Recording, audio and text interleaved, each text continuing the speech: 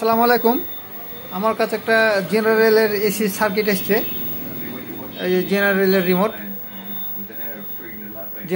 Remote সার্কিটটা আপনার সবই ঠিক আছে, অন অফ হচ্ছে, কিন্তু আপনার যে আউটডোর চালু হচ্ছে না। এই যে রিলেটা অন হচ্ছে না।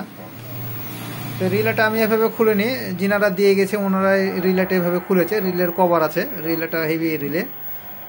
সার্কিটটা আমি একটু দেখবো, দেখি কি করা যায়। সার্কিটে অন অফ সবই হচ্ছে, অনেকক্ষণ দিয়ে রাখলে রিলেটা অন হচ্ছে না, আউটডোরটাও চালু হচ্ছে না, কম্প্রেসার চালু হচ্ছে না। মানে কম্প্রেসারে ভোল্টেজই যাচ্ছে না যে কম্প্রেসারটা চালু করবে। তো আমি সার্কিটটা একটু দেখে কী অবস্থা হয়, তারপরে আমি দেখাচ্ছি আপনাদেরকে। এসি সার্কিটের কাজ আমি আগে থেকে রেগুলারই করি। এটা আপনার চেষ্টা করি করার, যে কটা করেছি ইনশাল্লাহ হয়েছে, আর যেগুলো আসছে সেগুলোও চেষ্টা করি। এখন দেখা যাক এটা করতে পারে কিনা, আমি দেখাচ্ছি আপনাদেরকে। সার্কিটের উপরে কোনো কিছু নাই, আইসি টাইসি উপরে কোনো কিছু নাই, মানে ভেতরে ও পাশে লাগানো সব এসএমডি। তো আমি সার্কিটটা ঘুরে নিই আগে। হ্যাঁ, সব এসএমডি লাগানো। এটা আপনার ইউএলএন 2003 এসএমডি। তারপরে যে আপনার মেমোরি আইসি, এটাও এসএমডি। আর এই যে হচ্ছে কন্ট্রোলার, সবই এসএমডি করা। ডায়োডগুলো দেখছেন, ডায়োডগুলোও সব এসএমডি। এই ডায়োডগুলো এসএমডি, এই ডায়োডগুলো এসএমডি। একটা আপনার 12 ভোল্টের ট্র্যাক আছে, একটা 5 ভোল্টের ট্র্যাক আছে। আর রিলেটা মনে হয় 24 ভোল্টের। 5 ভোল্ট দিয়ে আপনার ওই কন্ট্রোলার চলছে, মাইক্রো কন্ট্রোলার, প্রসেসর, আর হচ্ছে এদিকে আছে। তো সার্কিটটা আমি একটু ভালোভাবে দেখে ইনশাল্লাহ চেষ্টা করছি ঠিক করার। আমি একটু যেগুলো সমস্যা পেয়েছি, তো ইনশাল্লাহ হয়ে যাওয়ার কথা। আমি সার্কিটটা ভালোভাবেই দেখার পরে এটা ইনশাল্লাহ হয়ে যাওয়ার কথা। এখন আমি চেষ্টা করবো একটু ভালো করে যে চালায় রাখবো। তো একটু কাজ করে নিই, কাজ করার পর আমি আবার দেখাচ্ছি আপনাদেরকে। এখানে আপনার এসএমডি ডায়োডগুলো চেক করলাম, আর এসএমডি ক্যাপাসিটার আছে, ক্যাপাসিটারগুলো অনেক সময় শর্ট হয়ে যায়। শর্টের কারণে অনেক প্রবলেম দেখা দেয়। তো ক্যাপাসিটারগুলোও চেক করলাম, ক্যাপাসিটারগুলো ঠিক আছে। তো এখন কি করা যায়, এখন চিন্তা করা যায়। টেম্পারেচার সেন্সার, হিউমিডিটি সেন্সার সবই ঠিক আছে, এগুলো চেক করা হয়েছে আমার। তা আর কিছু একটু বাকি আছে চেক করার। বোর্ডটা খুবই জটিল, যেহেতু এসএমডি পার্টস, আবার দেখা যাচ্ছে শর্ট সার্কিটও হয়ে থাকতে পারে কোনো জায়গাতে। এটা আমাকে ভালো করে দেখা লাগবে।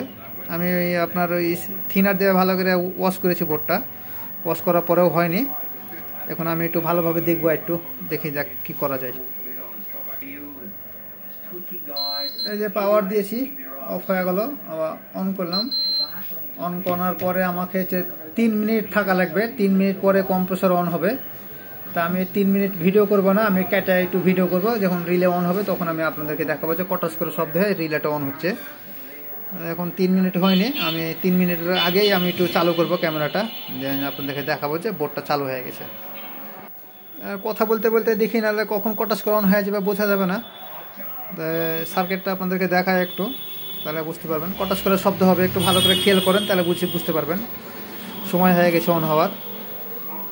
এই যে সার্কিটটা অন আছে, এই যে কিছুক্ষণ পরে কটাস করে অন হয়ে যাবে। আমি কম্প্রেসর লাইনে কোনো কিছু লাইন টাইন দিয়ে নিয়ে এখানে রিলে অন হবে, তাহলে বুঝতে পারবেন।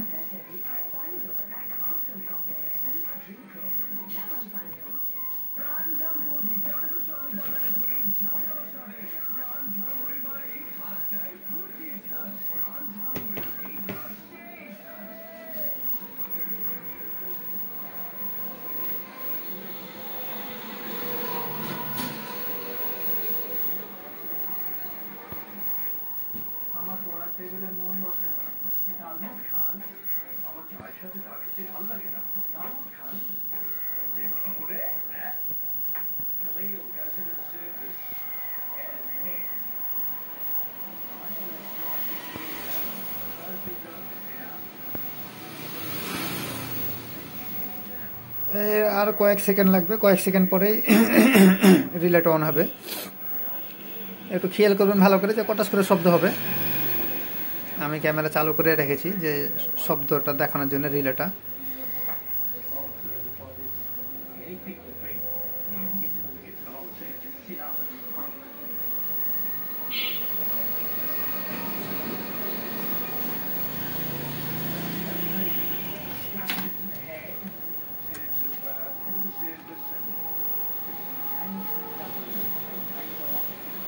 কইটা বাবা এতক্ষণ হচ্ছে না কেন?